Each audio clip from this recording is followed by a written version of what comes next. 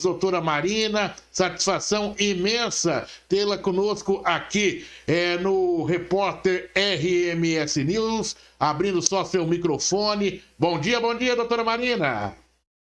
Bom dia, Oliveira, tudo bem? Tudo, muito frio, né, doutora? Tô um pouco gripada aqui com o nariz ruim, tá. Rinite atacada. Esse é o período da IT, né, doutora? Rinite. É o período da IT. Eu tenho rinite sazonal e então o ar gelado aqui atrapalha um pouco. Tá certo. No meu caso, doutora, é o período a ação da sinusite. Essa também não é fácil, minha amiga. Não. Doutora... Essa tem que ter intervenção. Essa é complicada e eu fui descobrir depois de muitos anos, muita dor de cabeça, muito isolamento, muito quarto escuro. Daí um dia eu fui ao médico e ele disse o seguinte: vou fazer aqui um raio-x, uns exames, e detectou, e daí ele me explicou, né, todo o quadro clínico, e ele disse o seguinte: exato, é crônico, não tem cura, mas eu posso te ajudar nos momentos críticos. Então ele me passou ali um determinado medicamento, doutora, que quando eu vejo uma nuvem distante, eu já corro, dou uma olhada, cadê? Tá aqui? Não está. Então já vou para a farmácia, compro aquele medicamento e é bater e tirar. Um dia eu estava no estúdio da Rádio Cacique numa entrevista e, para você ver, o medicamento estava ali sobre a minha mesa. Chegou o prefeito Vitor Lippe, à época, e falou: olha, Oliveira, esse medicamento é batata, né? E daí ele me disse: tem uma pessoa da minha família que toma esse medicamento, né? E eu já vi outras pessoas da mesma maneira, mas se você quiser saber, você tem que procurar o seu médico, ok? Enquanto isso, infelizmente, esse é o cenário. Vamos começar, doutor, analisando os assuntos do dia.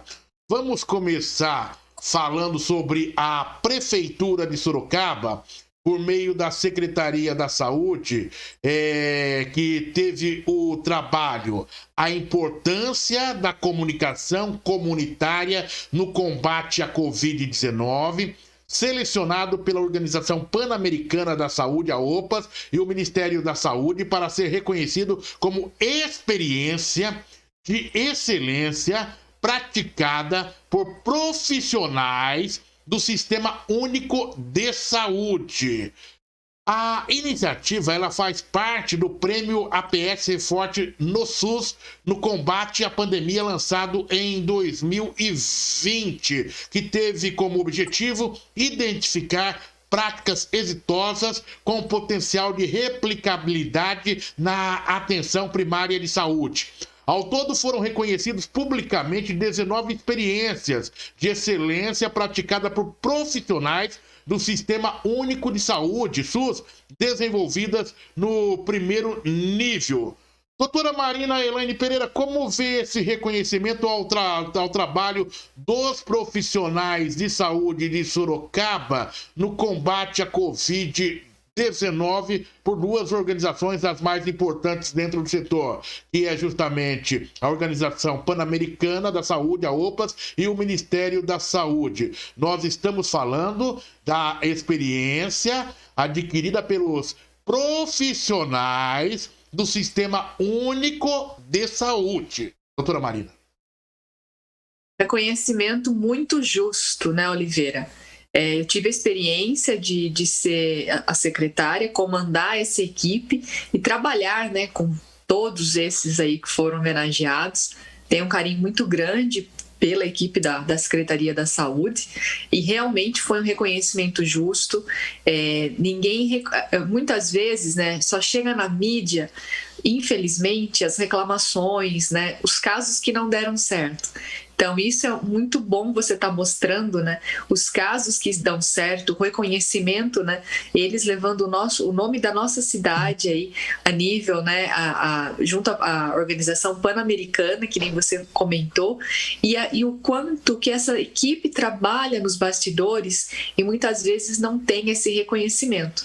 Então, fui muito mais do que merecida, estendo aqui os cumprimentos, né, aos jornalistas, ao Marcelo, ao Bruno, a doutora Tátia, que também é uma excelente gestora, uma excelente médica, tive a oportunidade de trabalhar com ela, e a Renata também, que quando se fala de estratégia de saúde de família, ela também já foi responsável por essa área, junto com os demais colegas profissionais, e é como você bem enfatizou, profissionais, né? E eu acho que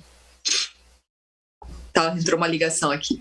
E eu acho que é isso que a gente tem que ressaltar, né, Oliveira? A questão dos profissionais de saúde. E eu sempre dizia isso para eles, né? Os gestores estão aqui de passagem, vocês que permanecerão, né? E que a gente tem muito a aprender e ouvir com eles. Então, muito mais do que justo e merecida essa homenagem. Não tem nem dúvida. Quando você citou o Marcelo aí, eu carimbo embaixo. O cara trabalha de uma forma de excelência. Se eu não conhecesse esses profissionais, eu ia falar, legal, minha querida Marina, realmente a gente vê um trabalho legal, mas o Marcelo palpa toda a obra. O cara é bom, né? Eu lembro dele trabalhando com você, não foi isso? Você trabalhou com você. Sim, com você. Trabalhou. Após você, ele trabalhou com os outros secretários, se mantém com o atual secretário. É um cara, é um jornalista de primeira linha, porque tem jornalista também que é só para ocupar cargo, mas o Marcelo, né? O Marcelo é de excelência, então vale a pena, não se preocupe com os cachorrinhos da Marina, tempo de frio, cara, eu espero que isso não seja frio, porque eu tenho certeza que ela deve ter cuidado, que ela com todo carinho, ela tem todo um zelo pelos animais, mas no frio, Marina, eles estão gritando lá, coloca mais uma cobertinha pra gente aqui, Marina, ou então ele fala, já tá calor, já tá batendo sol, nós queremos sair.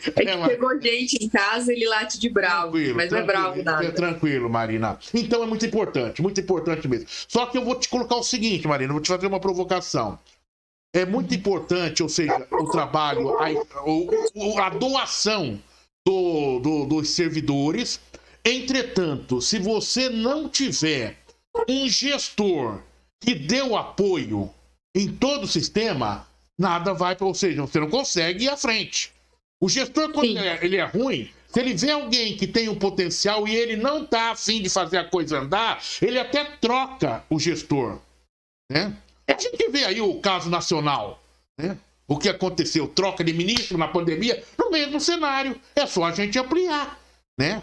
O gestor ruim, o que ele fez, a desgraceira que fez nesse país aí. Daí cada um tira as suas conclusões. Não vou perder meu tempo agora tratando dessa questão nacional. Estou só mostrando pra gente o cenário. Então é muito importante essa ação, esse reconhecimento. E o importante, Marina, é quando você chega uma premiação, mas que o público final, ele sente que realmente aquela premiação, ela condiz com a realidade, né, doutora?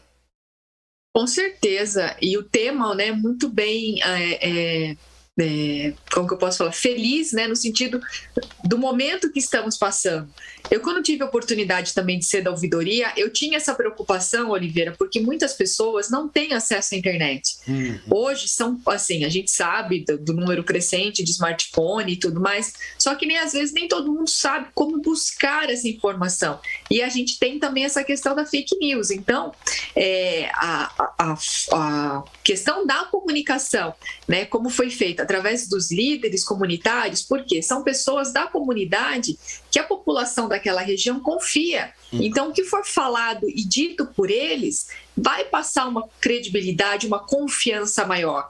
Então, é diferente dela ouvir o jornalista da emissora X falando tal coisa sobre o Covid e muitas vezes não acreditar, diante, né, também do que a gente está vendo também que está sendo feito com a imprensa, muitas vezes está sendo posta em dúvida, né, e também perdendo o seu crédito, mas diferente de ouvir da boca do líder comunitário que cresceu e conviveu com ela. Então, muitas vezes, a informação vinda por ele vai ter muito mais alcance, né, inclusive para ser seguido, do que uma coisa noticiada na imprensa. Então, assim, foi muito, muito assim, olha, merecido de fato, e como você falou, na época, né, isso aí foi o ano passado, quando eles se inscreveram, o gestor de lá com certeza apoiou e incentivou, porque essas práticas têm que ser continuadas. Exato. A gente vê muita coisa, Oliveira, que a população é uma pena, mas não tem acesso à informação como deveria. Doutora Marina Elaine Pereira. É Pereira? Eu mudei seu nome ou não? Não, é Pereira mesmo. Pereira, Marina. É que eu tô acostumado pela Marina Elaine, mas Pereira tá gravado aqui, né, Marina? Mas, de repente, pode ser um ato falho em tempos de frio, onde o nosso sistema todo alterado, inclusive o cerebral, até para pensar um pouco, viu, Marina? Então, qualquer coisa me corrija aí. Marina, eu vou passar para um outro assunto aqui, que eu tenho... Quando bate esse assunto aqui, me vem atenção toda especial também. A Secretaria da Cidadania e o Conselho Municipal da Pessoa Idosa solicitam instituições de longa permanência voltadas ao atendimento do público idoso realizarem o cadastramento ou recadastramento junto ao Conselho. O cadastro termina no dia 30 de julho. Trata-se de uma providência obrigatória e que deve ser repetida anualmente em atenção ao estabelecido pelo Estatuto do Idoso, respondendo aos critérios para regularização e fiscalização dessas instituições e entidades conforme rege a legislação. Qual é a realidade hoje dos idosos, do Conselho, na cidade de Sorocaba? Qual é a importância que você vê aí dessas instituições que estão sendo chamadas para esse cadastramento, Marina? Olha, Oliveira, não sei como que está agora, mas em 2019, 2018... eu tive a oportunidade, né, de estar no governo e ver essa questão, e muitas vezes o Ministério Público ele atua, né, com o dever que ele tem que atuar para a proteção desses idosos, porque a gente não sabe, mas tem muitos idosos que moram sozinhos, né, não tem família, ou às vezes a família não tem mais interesse em ter o convívio com aquele idoso. E eu lembro de um caso muito, que me marcou muito, que a decisão da justiça foi mandar esse idoso para uma cidade, nem lembro se era Eldorado, eu lembro que era 400, 500 quilômetros aqui. Então, como que o município vai dar assistência, como que o município vai monitorar, né, essa situação de um lugar tão longe? Então, a gente espera que Sorocaba, né, tenha entidades sérias, né, acima de tudo, sérias, mas locais, para que possa, de fato, fazer, né, esse trabalho junto aos idosos, porque muitas vezes eles têm resistência em sair das casas, né, que sempre moraram e também já sabem que já estão no final da vida e não gostariam de estar indo para um outro lugar, então gostariam de ficar na casa. Então, assim, a atuação do Conselho tem que ser muito nesse sentido, inclusive da parte psicológica, né, de convencer esse idoso a ir para um lugar onde ele vai ter mais assistência, vai estar mais bem amparado. E isso não vai longe. Aqui próximo da minha casa, a gente, né, cuida de uma vizinha nesse sentido. Tem um monte de filho, mas também não quer sair da casa. Aí, final de semana, às vezes vem, às vezes não. A gente sempre está de olho lá, porque dorme sozinha. Então, e é uma coisa inevitável, né? Todos nós passaremos por isso. Claro. Então, a gente espera, né, essa atuação de fato do Conselho do Idoso, mas com esse olhar, com essa preocupação de que haja o cadastramento e principalmente em instituições locais, né? Que essa decisão que eu citei era de uma cidade de 400 500 quilômetros, não tinha nem como estar levando a pessoa para lá. Aliás, se eu fosse deputado, eu faria uma lei que seria o seguinte: que filho que não dá assistência aos pais idosos, que eles perdessem o direito à herança, né? Eu faria, porque, gente, é uma sacanagem Viu? Mas, na verdade, podem entrar com ação, né, Oliveira? Exato. É que ninguém entra, né? O pai pode entrar com ação pedindo alimentos para os filhos, né? Mas é aquela questão, constrangimento do pai, né, de deixar essa marca. Ele acha que vai deixar uma marca, quando é o filho que muitas vezes está marcando, está lhe ferindo, né, Marina? E atenção, não é só na baixa renda, não, viu? A baixa renda cuida, viu? É na alta sociedade. Eu já vi cada sacanagem na alta sociedade, inclusive para parente de médico, viu? De médico, tá? Andando de carrão aí com diesel, cuidar dos outros, com Mercedes aqui, e deixando o pai, né? Aos trancos e barrancos aí, só esperando o velho descer a sepultura, né? Para poder pegar a herança. É uma puta, me desculpa, mas já foi mesmo, mas é uma sacanagem, né? É por isso que a gente fica de olho nessa questão aí e denuncie mesmo, não perca tempo quando você vê a situação. Mas eu acho que da mesma maneira, não teve a questão do feminicídio?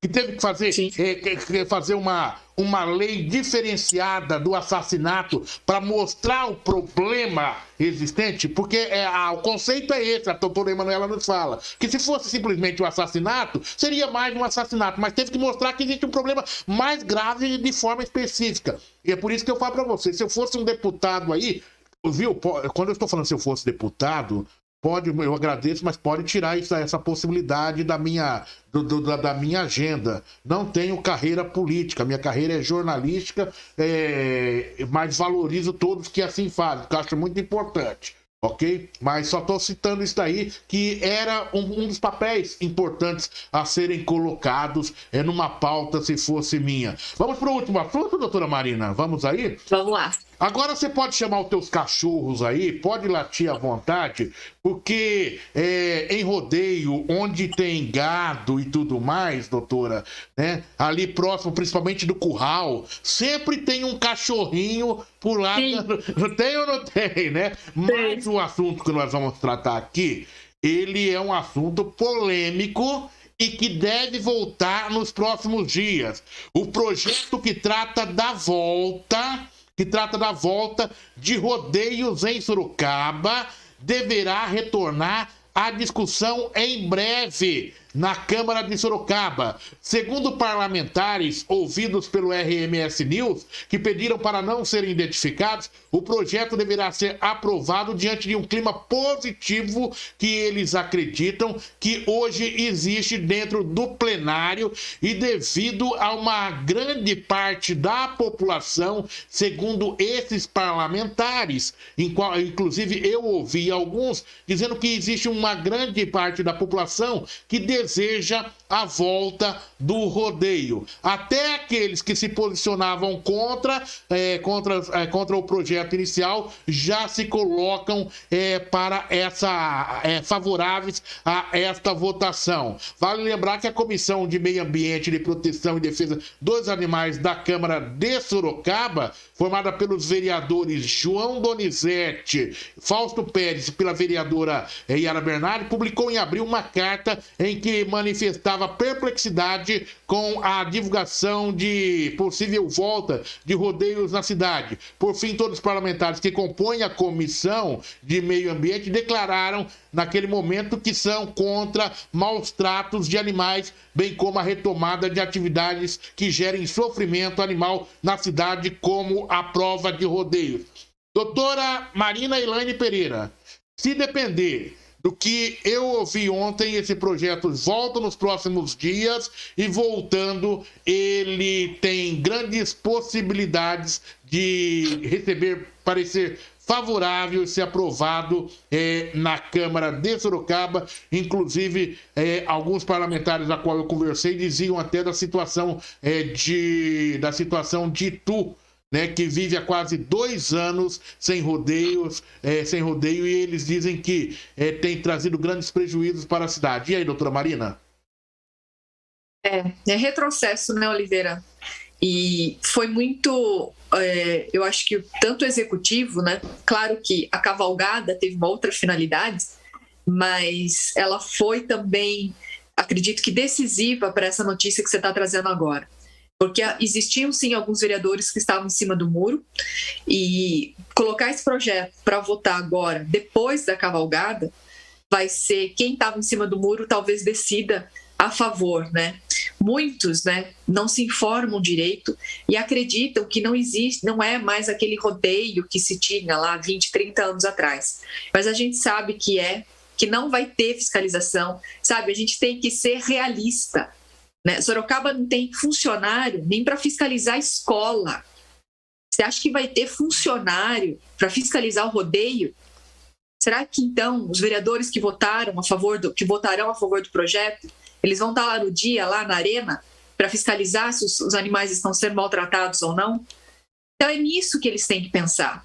Só que sempre, Oliveira, vai ter sempre uma força maior, né? Outros tipos de interesses que a gente sabe que movimentam esse tipo de movimentação, esse tipo de projeto para ser aprovado. Então, com certeza, essa cavalgada teve também esse interesse de mostrar que, olha, que o pessoal gosta, é terra do tropeiro. Sim, são tradições. Eu postei isso na minha página pessoal do Facebook, participei já de vários rodeios, eu tive cavalo dos meus 14 aos meus 19 anos, por 5 anos eu tive cavalo, participava, assim, de desfile, como teve agora, mas isso não significa que tenha que ter a volta do rodeio. A gente sabe, isso já está banido de várias cidades e tu talvez ainda permaneça porque não tem uma economia como a nossa, talvez precise desse suporte, né, que é dos maus tratos aos animais para ter uma renda aí subsidiária, mas aqui em Sorocaba, em pleno século XXI, é um retrocesso. Então a gente espera, né, que o bom senso prevaleça, que aqueles vereadores que ainda estavam em cima do muro, né, não se convençam por essa volta, porque a gente sabe, sim, que tem outros interesses por trás e que não são interesses, né, da cultura sorocabana como estão pregando aí, infelizmente.